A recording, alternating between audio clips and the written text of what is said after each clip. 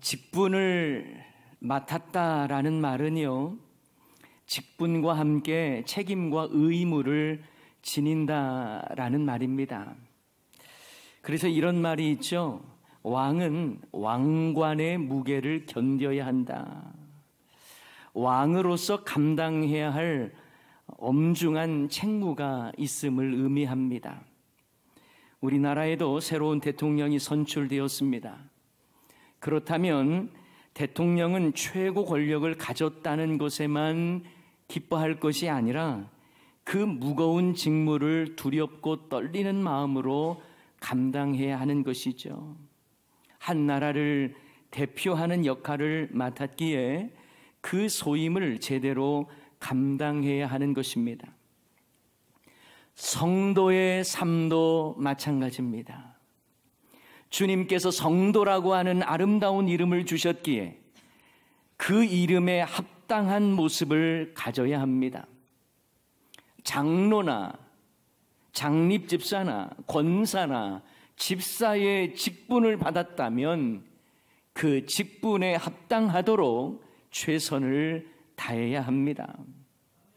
그래서 교단 헌법에도 보면요, 그 직분에 맞는 직무가 언급되어 있습니다. 장로의 직무, 집사 및 권사의 직무가 있습니다.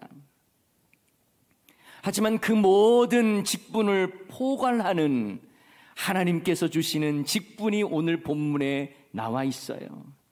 그것이 바로 화목하게 하는 직분입니다.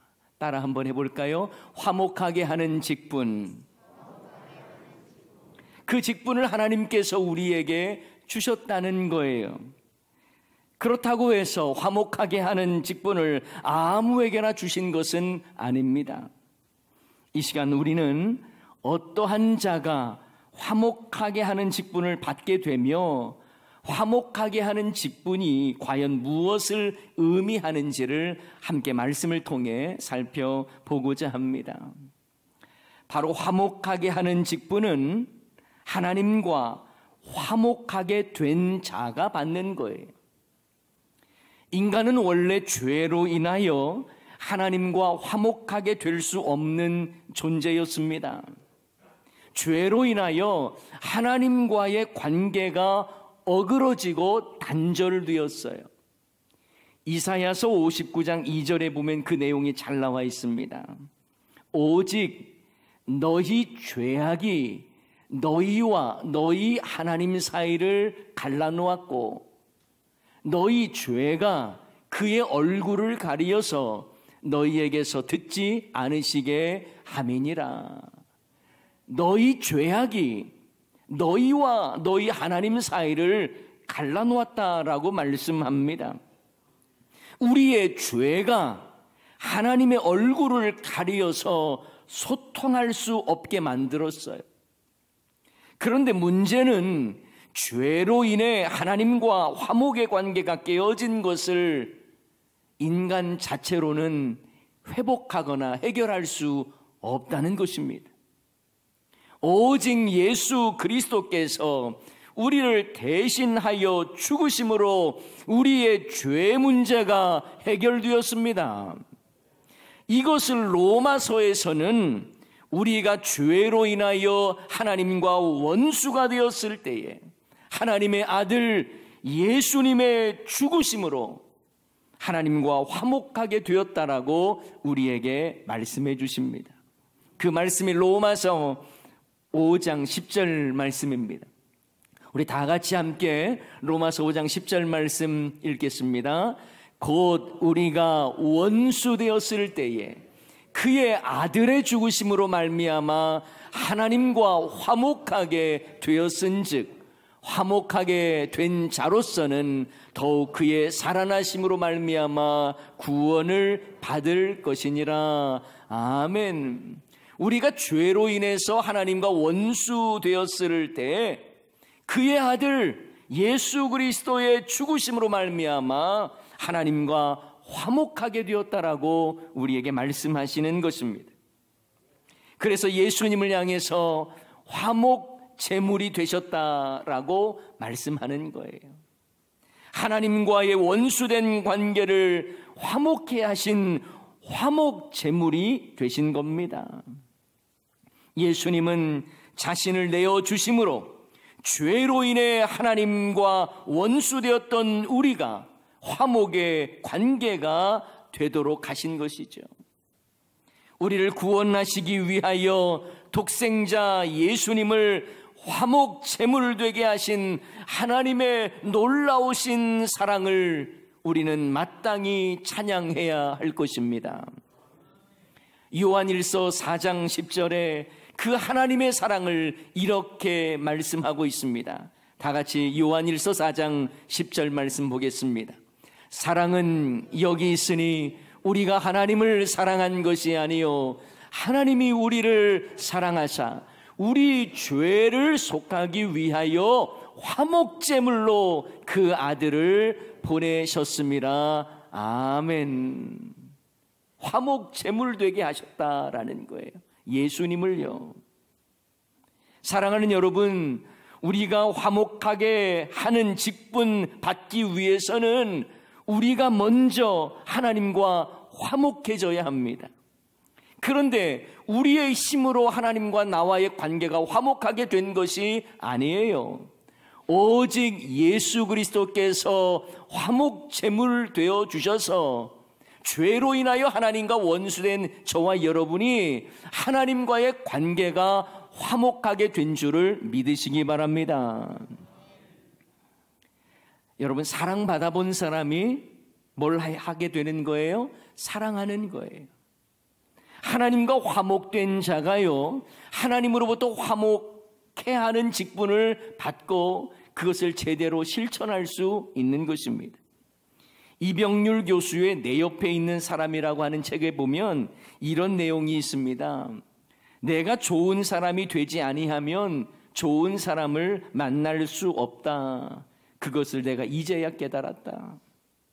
내가 행복할 수 없다면 다른 사람을 절대로 행복하게 할 수 없다.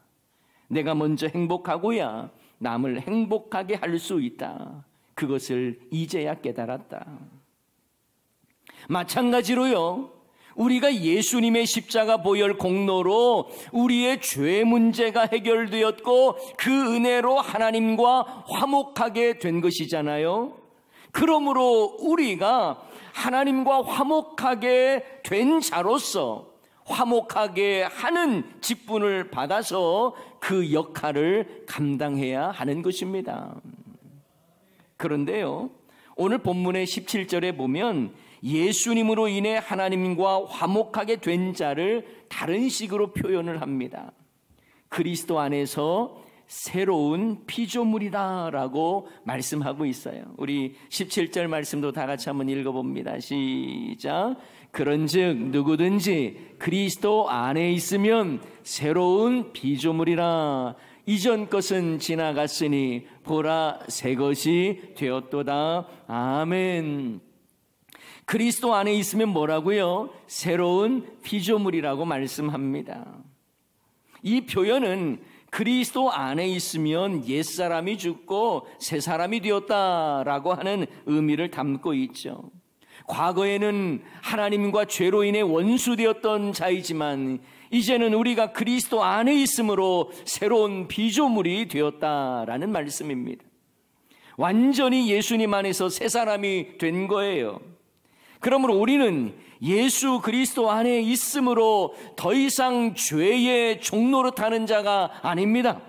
예수님의 십자가 보혈 공로 힘입어서 더 이상 죄와 사망 아래 있지 않습니다. 예수님으로 인해 하나님과 화목된 새로운 피조물임을 믿으시기 바랍니다. 혹시 여러분 중에 이종용 가수를 아십니까? 70년대 아주 유명했던 가수인데요. 그분의 대표곡이 너입니다. 제가 참 부를 수는 없고 가사를 제가 좀 읽어드리면 여러분 아실 거예요. 낙엽지던 그 숲속에 하얀 바닷가에 떨리는 손 잡아주던 너. 이런 곡이에요. 자, 이 곡이 1975년에 발표된 후에 8개월 동안 가요순위 1위를 차지했습니다. 그런데 그의 데뷔곡도 아주 유명해요. 1970년에 발표된 겨울아이입니다. 이거 더 유명한 것 같아요. 겨울에 태어난 아름다운 당신은 눈처럼 깨끗한 나만의 당신, 이런 가사예요. 그리고 그 후속곡으로 난 참 바보처럼 살았군요 등이 발표되었습니다. 자, 그랬던 그가 1975년 MBC 10대 가수 가요제에서 신인 가수상을 받은 후에 대마초 사건에 연루되어 서대문 구치소에 수감되는 일이 발생합니다. 당시 대대적으로 신문 보도가 되었기 때문에 이종용 가수 인생은 그것으로 끝나는 것처럼 보였습니다. 그런데 그가 감옥에 있으면서 처음에는 너무 억울하다, 재수 없이 이렇게 걸렸다라고 생각했다고 합니다. 자신은 원래 착한 사람이고 심성도 좋은 사람이고, 그런데 대마초를 피웠다고 해서 다른 사람에게 피해를 준 것도 아니고 들키지 않고 숨어 사는 사람들도 많은데 나는 억울하게 걸려서 수감되었다고 생각했답니다. 그러던 중에 그는요, 한 사형수로부터 전도를 받게 됩니다. 죽음을 앞둔 사형수의 진지함 앞에 그는 복음을 받아들이게 되는데요, 대마초와 상관없이 자신이 얼마나 악한 죄인인지를 비로소 깨닫고 고백했다는 거예요. 그런데 사형수가 이종용 가수에게 이런 부탁을 하더랍니다. 나는 사형을 당하겠지만 당신은 곧 나가게 되겠죠. 나가면 내가 세상에서 예수님을 위해 다하지 못한 몫까지 합해서 해 주십시오. 그렇게 사형수를 통해 감옥에서 예수님을 영접한 그는요, 출소한 후에 미국으로 건너가서 텍사스 샌안토니오 신학대학교에서 신학 공부를 합니다. 그리고 샌안토니오 한인 남부 침례교회에서 8년 반 동안 목회를 하다가 LA 코너스톤 교회에서 음악을 통한 선교 활동을 했고, 지금은 그 교회 담임 목사로서 섬기고 있습니다. 그는 말합니다.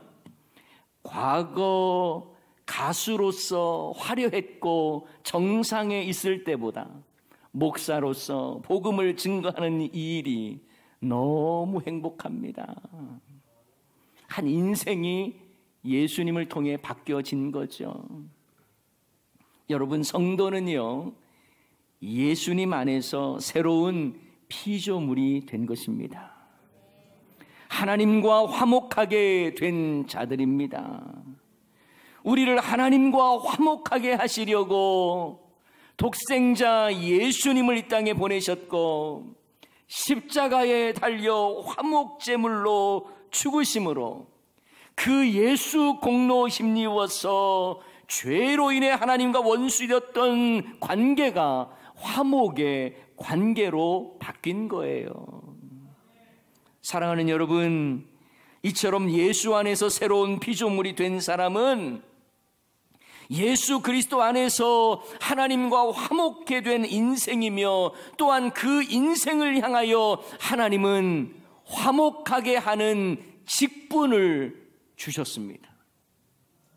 예수님 안에서 새로운 피조물로서 하나님과 화목하게 되었으니 이제는 화목하게 하는 직분을 받아서 세상을 주님께로 인도하는 자로 살아가라는 거예요. 이처럼 변화된 자가 변화시키는 삶을 사는 것입니다. 이런 내용을 오늘 본문 18절에서 아주 잘 설명해 주고 있어요. 오늘 본문 18절 말씀을 다 같이 읽습니다. 모든 것이 하나님께로서 났으며 그가 그리스도로 말미암아 우리를 자기와 화목하게 하시고 또 우리에게 화목하게 하는 직분을 주셨으니 아멘. 우리에게 뭘 주셨다고요? 화목하게 하는 직분을 주셨다는 거예요. 하나님과 화목하게 된 새로운 피조물에게 하나님은 화목하게 하는 직분을 주셨습니다. 그리스도인이 되는 순간 그 누구라도 화목하게 하는 직분을 부여받은 거예요. 그렇다면 화목하게 하는 직분을 감당한다는 것은 무엇을 의미할까요? 그것은 세상을 하나님과 화목케 하는 그 역할을 감당하라는 거예요. 하나님과 원수된 세상을 화목하게 하라는 사명입니다. 이 말은 예수 그리스도의 십자가를 통해 그들도 하나님과 화목하게 하라는 말씀이에요. 그렇습니다. 우리는요, 나 하나 새로운 피조물이 되었다라고 만족해서는 안 돼요. 나는 하나님과 화목하게 되었다고 다 된 게 아니에요. 우리는 하나님과 화목하게 되었을 뿐만 아니라 화목하게 하는 직분을 받았다는 것을 잊지 마시기 바랍니다. 이것을 다른 말로 표현하면 예수님의 사역을 우리가 위임받았다라는 말이에요. 예수님의 사역은 앞에서도 말씀드렸던 것처럼 죄로 인해 하나님과 원수된 관계를 십자가를 통해 하나 되게 하시고 화목하게 하셨잖아요. 그것을 에베소서 2장 16절은 이렇게 말씀하고 있습니다. 다 같이 한번 읽어볼게요. 또 십자가로 이 둘을 한 몸으로 하나님과 화목하게 하려 하심이라. 원수된 것을 십자가로 소멸하시고. 아멘. 예수 십자가가 하나님과 화목하게 하셨다라는 거예요. 그래서 우리는 예수님의 화목 제물 되신 사역을 이어받아서 화목케 하는 사역을 감당해야 하는 것입니다. 이를 위해서 하나님은 우리에게 화목하게 하시는 직분을 주신 거예요. 마치 육상 계주를 할 때요, 달리던 사람이 다음 주자에게 바통을 전달해 주는 것처럼 예수님의 화목케 하신 사역을 이제 우리가 위임받았다는 말입니다. 예수님의 십자가 사역을 이제 우리가 전달해야 할 직분을 받았다라는 말이에요. 그러니 이것을 한마디로 말하면 십자가의 전달자가 되었다, 이렇게 말할 수 있습니다. 아직도 하나님과 원수되어 살아가는 인생을 향하여서 예수님을 통한 구원의 소식을 알리고 전해야 하는 것입니다. 이것이 바로 십자가 전달자로 사는 거예요. 화목하게 하는 직분을 감당하는 일입니다.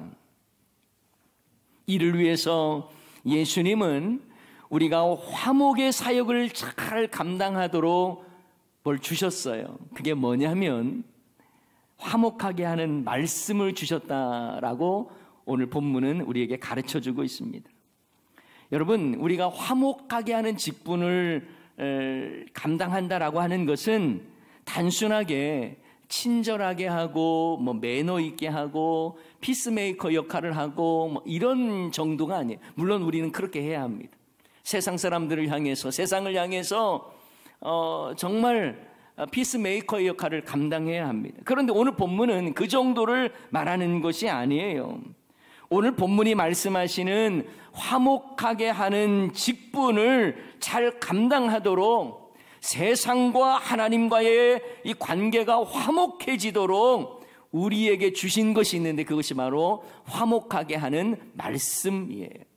자, 19절 말씀을 한번 보겠습니다. 19절 말씀. 곧 하나님께서 그리스도 안에 계시사 세상을 자기와 화목하게 하시며 그들의 죄를 그들에게 돌리지 아니하시고 화목하게 하는 말씀을 우리에게 부탁하셨느니라. 아멘. 우리에게 뭘 부탁하셨다고요? 화목하게 하는 말씀을 주시면서 부탁하신 거예요. 그렇다면 화목하게 하는 말씀은 무엇일까요? 바로 복음입니다. 십자가 복음이에요. 하나님께서 그리스도를 통하여 세상을 자기와 화목하게 하시고 그들의 죄를 그들에게 돌리지 아니하시는 바로 십자가로 그들을 살리시고 하나님과 화목케 하신 이 복음에 대한 말씀을 하고 있는 것입니다. 예수 그리스도께서 우리를 살리시기 위해 화목 제물이 되셨고, 화목 제물 되신 예수님을 통해 하나님과 화목하게 되었음을 선포하는 예수 십자가를 통한 구원, 이것이 바로 화목케 하는 말씀이라는 거예요. 이걸 우리에게 전하라고 부탁하셨어요. 하나님께서 우리에게 부탁하신 화목하게 하는 이 말씀 가지고 세상이 하나님과 화목하도록 그 역할을 감당하라고 맡기신 사명인 것입니다. 그것이 바로 화목하게 하는 직분이에요. 과연 여러분은 그 사역 잘 감당하고 계십니까? 하나님께서 우리에게 화목하게 하는 직분을 주셨는데, 그리고 그 직분 잘 감당하라고 화목하게 하는 말씀을 부탁하셨는데, 그 직분 잘 감당하고 계십니까? 과연 우리 교회는 그 사역을 잘 감당하고 있습니까?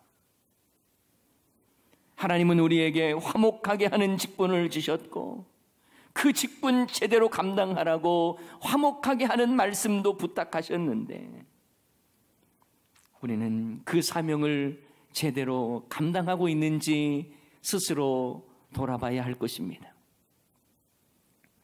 이런 의미로 바울은요, 바울과 또 사도들을 포함한 자신들을 향해서 뭐라고 또 표현을 했냐면, 그리스도를 대신하여 사신이 되었다라고 말하고 있어요. 뭐가 됐다고요?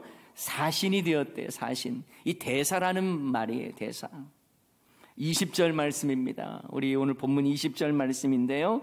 그러므로 우리가 그리스도를 대신하여 뭐가 됐어요? 사신이 되어 하나님이 우리를 통하여 너희를 권면하시는 것 같이 그리스도를 대신하여 간청하노니 너희는 하나님과 화목하라. 그리고 너희는 화목케 하는 직분을 감당하라고 우리에게 말씀하고 있는 것입니다. 여기서 사신이 되어라는 말씀은요, 헬라어로 프레시보맨이라고 하는 이 말인데요, 전달자라는 말이에요. 전달자, 대사가 되었다라는 말이에요. 영어로 보면 엠버서더, 이건 뭐예요? 대사, 왕이나 한 나라의 이 명령을 받아서 전하는 사람을 의미합니다. 이런 점에서 우리도 그리스도의 사신이 되어 대사가 되어 전하라고 하는 말씀, 우리에게 부탁하신 화목케 하라는 말씀을 전하라는 거예요. 자, 오늘 말씀을 이렇게 요약해 볼 수 있습니다. 예수님께서 화목 제물이 되셔서 죄로 인해 하나님과 원수된 우리를 하나님과 화목케 하셨습니다. 그리고 우리에게 화목케 하는 직분을 주셨습니다. 예수님의 십자가 은혜로 우리는 더 이상 죄와 사망에 있지 않는 새로운 피조물이 되었고, 새로운 피조물로서 하나님과 화목하게 되어 있다는 것으로 끝나는 것이 아니라 화목하게 하는 직분을 주셨고, 그리고 그 화목하게 하는 직분 감당하라고 우리에게 화목하게 하는 말씀, 복음을 우리에게 부탁하셨다라는 것입니다. 그리고 우리는 화목하게 하는 말씀인 이 복음을 전하면서 세상이 하나님과 화목하게 되는 일에 최선을 다해야 하는 것입니다. 이것이 우리의 사명이고 그리스도의 사신으로서의 그 일을 감당해야 하는 것입니다. 사랑하는 여러분, 저와 여러분은 그리스도의 사신입니다. 우리에게 부탁하면서 주신 화목케 하는 말씀 들고 세상을 향해 복된 소식을 전하고 생명을 전하는 삶을 살아야 하는 것입니다. 교회마다 세상과 하나님을 화목하게 하는 이 사역을 잘 감당해야 합니다. 우리는 하나님과 화목해지는 십자가의 이 생명을 잘 전달하는 십자가의 전달자가 되어야 하는 것입니다. 그런데 과연 우리는 세상을 향해 화목하게 하는 이 사명 잘 감당하고 계십니까? 그리스도의 사신으로 우리에게 부탁하신 복음의 바통을 제대로 전달받아서 세상을 향해 전하고 있습니까? 그렇기 위해서는 그리스도의 사신으로 십자가의 전달자의 삶을 살아야 하는 것이죠. 어느 목사님이요, 달동네 골목을 다니면서 성도님의 집을 찾고 있었대요. 그런데 너무 집들이 촘촘히 빼곡하게 들어서 있고 길도 좁고 해서 도무지 집을 찾을 수가 없더랍니다. 그래서 근처 복덕방에 가서 주소를 내밀면서 좀 여기 주소 집을 찾으려고 하는데 좀 도와달라고 했더니 이 복덕방에 계신 할아버지가 목사님께 친절하게 길을 가르쳐 주더래요. 목사님은 그 복덕방 할아버지에게 내가 이제 복음을 전하고 전도해야 되겠다라는 마음이 딱 들어서 이런 질문을 했답니다. 그런데 어르신, 천국 가고 싶으시죠? 그러자 이분이 당연히 가고 싶지. 목사님은 이제 됐다 싶었어요. 그리고 이렇게 말을 했습니다. 그럼 제가 천국 가는 길을 아는데 알려드릴까요? 그러자 할아버지가 이렇게 소리를 지르더랍니다. 애끼 양반아, 아니 들고 있는 집 주소도 제대로 못 찾아가는 양반이 천국 가는 길을 어떻게 알아? 여러분, 어쩌면 이 모습이 교회 밖에서 우리를 보고 하는 말이 아닐까요? 이 시대의 교회 모습이, 그리고 성도들의 모습이 분명한 길을 가르쳐주고 싶어도 신뢰를 주지 못하는 모습이 된 것은 아닌가요? 우리 스스로를 돌아봐야 할 것입니다. 자기 앞가림도 못하는 주제에 누구를 인도하려고 하냐는 빈잔을 이 땅의 교회들이 듣지 않도록 믿음의 성도들은 주님께서 맡기신 화목하게 하는 직분을 주신 말씀과 삶으로 실천해야 할 것입니다. 사랑하는 여러분, 우리가 먼저 하나님과 화목한 자로서 새로운 피조물이 되었잖아요. 그렇다면 이제 우리의 삶으로 하나님의 살아계심을 보여주며 하나님께서 우리에게 맡기신 화목케 하는 말씀, 복음 들고 복음의 능력과 생명을 보여주고 전할 수 있어야 하는 것입니다. 그런데 혹시 우리 안에 먼저 하나님과 화목된 자의 삶을 누리지 못하는 자들이 없습니까? 하나님을 믿는다고 하면서도 늘 내 마음속에 불안과 염려와 근심 걱정으로 살아가고 있는 것은 아닙니까? 살아계신 하나님을 믿는다고 하면서도 도무지 내 삶을 보면 하나님의 살아계심을 증거하지 못하는 모습은 아닙니까? 여러분, 우리는 하나님의 살아계심을 보여주는 그리스도의 사신으로서의 역할을 잘 감당해야 할 것입니다. 이것이 바로 십자가의 전달자로 살아가는 모습이에요.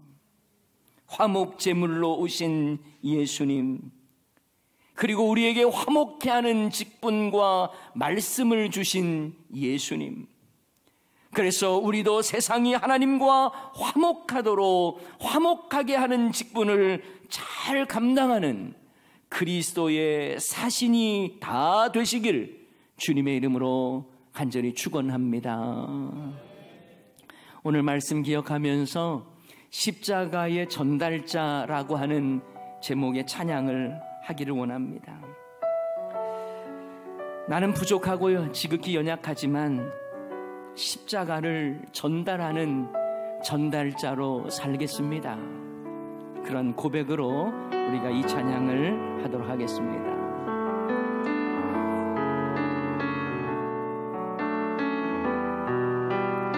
난 지극히 작은 자,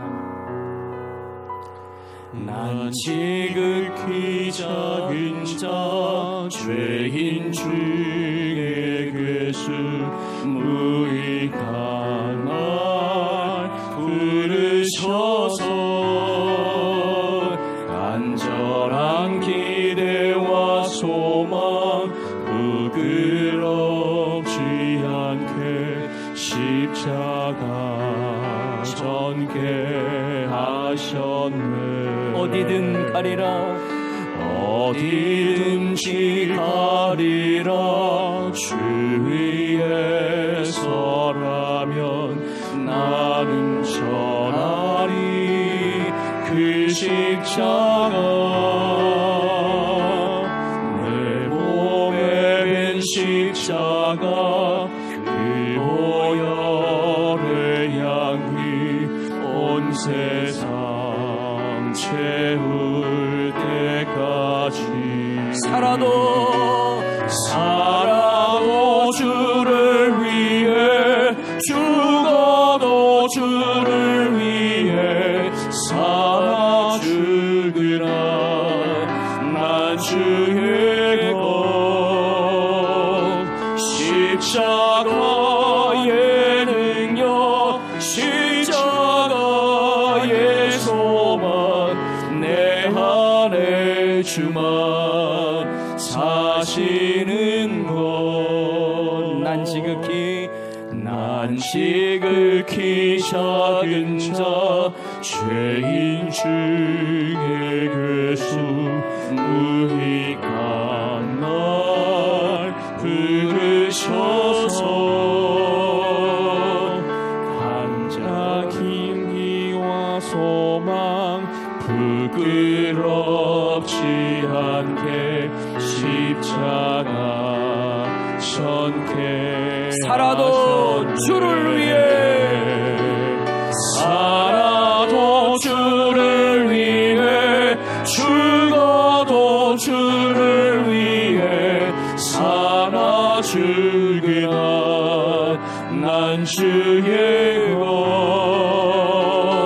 십자가의 능력, 십자가의 소망, 내 안에 주만 사시는 것. 난 지극히 작은 자, 난 지극히 작은 자, 죄인 중에 괴수, 무익한 날 부르셔서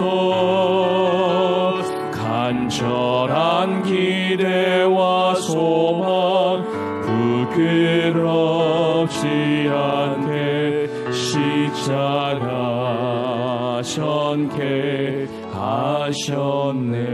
내 사랑 나의 십자가, 내 사랑